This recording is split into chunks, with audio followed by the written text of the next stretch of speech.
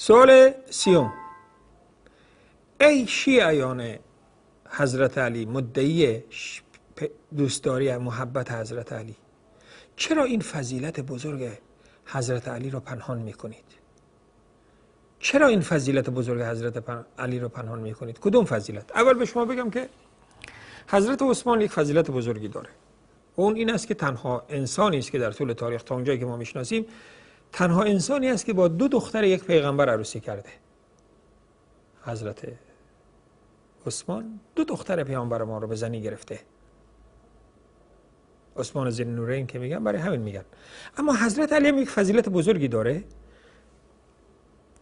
که علمای شیعه اون پنهان کردن. آیا میدونید اون فضیلت چیه؟ یکی این است که حضرت علی دختر پیغمبر رو به زنی گرفته. یکی دیگه این است که حضرت علی نوه پیغمبر رو به زنی گرفته.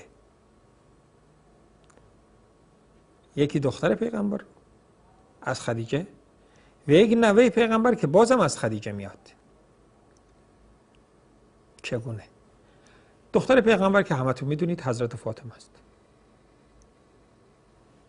و نوه پیغمبر حضرت امامه است، دختر زینب، که وقتی که حضرت فاطمه وفات یافت 7 روز بعد حضرت علی با امامه عروسی کرد.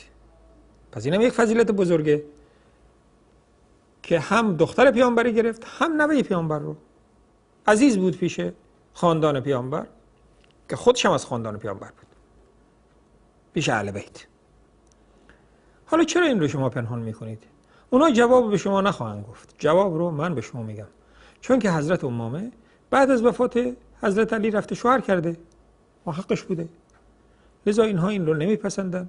در این حال نمیخوان که مقام رو، فقط میخوان برای حضرت فاطمه یک مقامی داشته باشن و بقیه همسران حضرت علی رو یادآوری نمیکنن. حالا بقیه به مقام حضرت فاطمه نمیرسیدن، اما امامه هم که نوه پیامبر بود دیگه، فاطمه خالش بود و خودش هم نوه پیامبر بود از دختر بزرگ پیامبر یعنی حضرت زینب.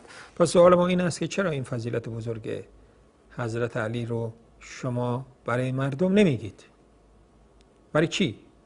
آیا به خاطر اینکه 7 روز بعد از وفات حضرت زهرا عروسی جدید به خونه علی آمد رضی الله عنه، یا چی؟ بالاخره منتظریم بشنویم که شما چرا این فضیلت رو پنهان میکنید.